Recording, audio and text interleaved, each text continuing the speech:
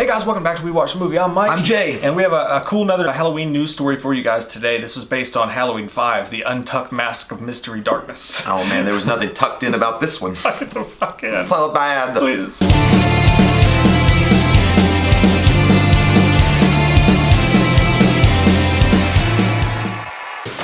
Shit. It's from years ago, and it was a Dread Central interview that they did with Robert Harders. Robert Harders was a friend of the original Halloween 5 director, Dominique. Wait for it, Jay. I can do it. Dominique O'Thinnan I Garage. thought you were saying Dominic Wilkins. I could never. It's good. The Hawks. Good dunker, man. Was he on the Hawks? Yeah, he was. Him and Clyde Drexler. Dominique O'Thinnan Garrard was the director of Halloween 5. So when he got the gig with Akkad, he had the nerve to ask Akkad if he could bring in his friend to pitch him an idea for the script. And it's funny how this story goes. I'll put the link below. The article was written by Travis Mullins, who did the interview, and it's really, really interesting to dig into all the intricacies of it and all that stuff like that. But he said when Garrard asked Akkad, he's like, I could tell that he was really annoyed that I had the gall to even ask if my friend could come in. And you know how Akkad is. I could picture like a big oak desk and Akkad behind it looking, and then while the guy's pitching it, he's like, fuck off. he's like, at no point was I impressed with what you said, and everyone in this room is dumber for having heard it. So, he was just sitting there eating like macaroni and cheese and like not paying attention to what the guy was saying. He looked like Nick Nolte in Tropic Thunder when he goes spits on an apple. But I've always imagined Akkad too, like I always respected the shit out of Akkad, because as much shit as some people talk about him and as hard as he was to deal with certain people, man, that guy loved Michael Myers and he protected him, and you gotta appreciate that. But anyways, so this guy Robert Harders comes in and he pitches his idea for Halloween 5. The Halloween 5. I wish he'd kept it in his pitch. We do a lot of these stories, you guys, where we talk about like Halloween 4, the script that never was, or H2O, the script that never was, and some of those have some good ideas in it. I gotta tell you right off, full male nudity. It's right there. It's right there. It's swapping around like a big old ding dong. Helicopter.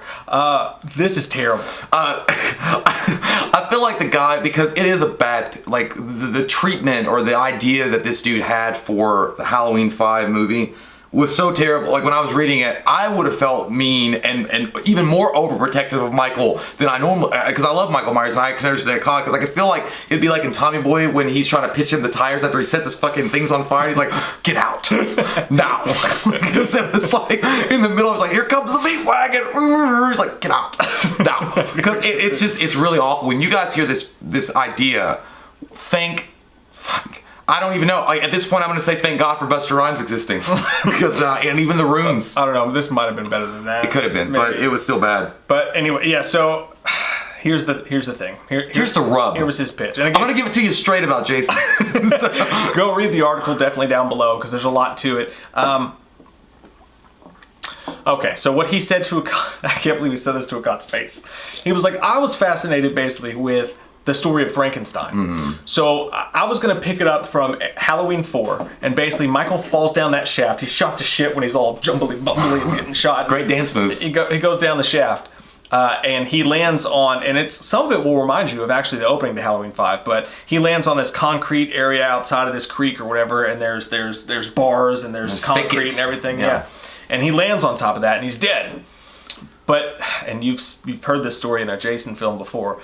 He said this storm comes over Haddonfield, and the storm starts to brew, and the lightning strikes the steel around him, and the electricity reignites him and brings him back to life. That was Jason. It's Jason. I know. Look, this is the face that Akkad was making while he was always like. And he even mentions, he's like, a couple times I thought maybe I had him with the pitch, but then again I thought maybe he's just wondering what the fuck I'm talking about. Yeah. And I'm pretty sure that's what it was. But yeah, he says that the storm brought the lightning brought Michael back to life. He comes back, but he's not Michael anymore.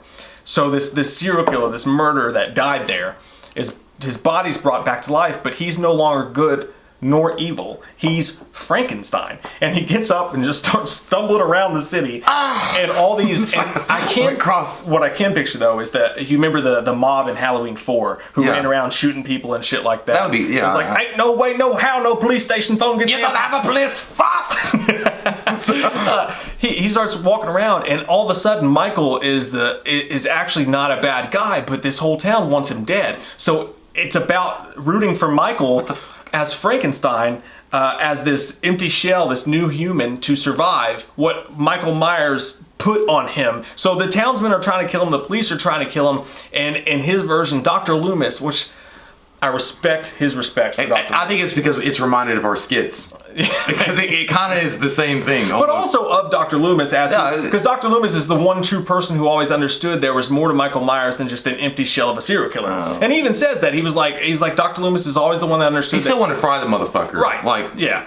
The evil must die! I'm gonna kill you, Mike! At the end of that tape when they actually take. So Loomis is the only one who shows up and understands somehow that this isn't the Michael of old, that there's actually good in him, and that maybe he's not deserved of all the penance of the things that Michael had done. I don't know. He just I know, but like, how would you know? Like, Michael. you just stand there like, Michael, you wear women's panties. And then if he doesn't slap you, like, oh, Michael's changed. My memory goes back 12 years. It's just, it looks really, like on paper and the way that he says he pitched it just awful. Like, so basically he was gonna make Michael Myers. Have you guys ever seen Short Circuit with J5? With J5, J5 is alive. Do not disassemble Stephanie. Like, it's like he's a robot that is a childlike innocence to him that Loomis sees. It really is like our videos. Yeah, and protects him from the angry townsfolk that have no reason to kill Michael Myers, even though he fucking butchered half the town for like years. And then Jamie Lloyd, which by the way, he does mention her and say, oh yeah, that little guy, don't worry about that little guy. Yeah, he kind of forgot when the interviewer brought her up. He was like, I don't remember. He's like, yeah, he goes, yeah, she could be helping Loomis. I don't know what to do with He my felt head. like he just threw it in there, like kind of like on the fly. Was like, yeah, she could be helping Loomis to realize the evil's not there anymore, and he's just a misunderstood guy. And basically, it would end in the way that Frankenstein did, a misunderstood creature or monster that is not internally bad anymore, that just misunderstood. What the fuck is this? What's going on? Like, that's how I would feel watching it, and then ultimately would die and be sacrificed to the angry mob, but we would lose a great soul. Like, dude. What you gotta do is you gotta take these mashed potatoes and you gotta stuff the shit out of it. It's like, take my strong hand, child. Mustafa Koch, like, did you eat paint chips as a kid? There's something, one thing I want to say about it though, and like, in all honesty, it takes a lot, like, balls, like the guy said, to go in and pitch this idea. I respect the different vision too. Yeah. He came in there with a thought out vision, and we're making fun of it and we're laughing at it because we're huge fans of Halloween and the series, but no disrespect. None. To this guy. It's just like, and I think he even admits in the interview that the guy conducted with him that there was a million different roads that you could go with roots, that you could go with the story. Goddamn roots. And the roots, after the ending of Halloween 4, which was a shocker, spoiler alert, Jamie Lloyd, it turns out to be, having stabbed her stepmother, and, we think that it's going to go there. So he knew going in that there was very different, ideas that he could go with. So he took something that was way off the books and was like, maybe this would be enough. Yeah. But he didn't want to tell a slasher story. He wanted to do something different and already and out there. So I respect. But Akkad would, like, the director's be like, look, don't give him no bullshit, okay? He's Bob Arum from fucking boxing. This is his Manny Pacquiao. Do not melt his gold calf. And that's what, because it would be over. First off, you can't recover from that story. If they shot that, if that movie actually happened, yes, you could reboot the series, but at that point, because he dies at the end of Halloween 5 as a good soul, and so what he was basically saying, whatever evil was inside of him had died in Halloween 4, and then when he was brought back, whatever tremendous evil that had existed in this shell was no longer present, but it also could be the tremendous good now, because nature and light and Nightwolf brought him back to life. But, so at that point, and then he dies. We know where we're going. It's like the end of Little Monsters or something. Steel's Kiss from a Rose. Yeah, it's over. Like, baby. Yeah, it's not gonna. There's no recovery, and I think Akkad instantly knew that. He's like, I can't. There's no. You give me no outs. And to this guy's credit, man, apparently you gotta respect it, because apparently even Akkad did enough to where Akkad eventually was like, apparently he was. They never really said this clearly, but I think you get the feeling he was like, fuck. No, no. But they actually did at one point re-invite this guy back to rewrite the script that they had. He said no because he had other stuff going on or whatever the issue was. He said no, but he still impressed Akkad enough to where they offered him to come back and rewrite the script that they had. Maybe he pitched it in a British accent. But it was crazy because he even mentioned the scene with Frankenstein and the little kid, where like it was just this innocence, and like he exactly mentioned that scene, and he was like, I'm not talking about the movie so much as I am the book. The book's a lot deeper, and I get all that. I got time to read. But it would derail the franchise in the other direction so hard that there'd be no recovering from it. And in an alternate weird universe, like this is the kind of shit I feel like people should do with fan films. Like if you want to make a fan film and you want to go fucking butt fuck crazy, this is the kind of shit you should do. I swear to God, dude, if I had been the director of that, if I had got Mustafa Akkad, he was still alive, and you were the writer that I invited in, and you said some shit like that, I'd be like, first off, it was happy hour at B-Dubs, and he had a lot to drink, and then I'd also feel like the dude in Rocky was like, fall it down, like I was like, dude, stop, because I could just see the degradation and the anger boiling behind his eyes, and like, you were trying to destroy what this goddamn company's built on, and you'd be like, no, it's great, I like Frankenstein, you're gonna love it. There was a boom handler or a male guy in the back that was like, shit's weak.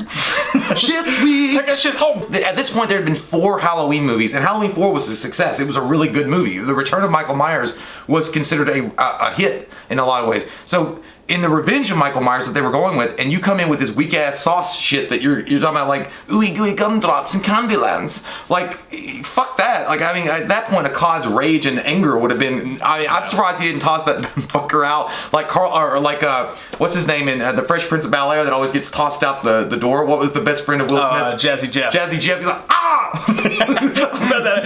should have been a revolving door at Akkad's office. Just people just getting thrown the fuck out. But and that's honestly how I feel about Akkad. I rest in peace. I love that guy. He's a great guy. The things I hear about him, sometimes it's kind of rough and gruff, but I really do appreciate the love he had for Michael Myers, especially the unwritten rule he had that nobody fucking kills Michael.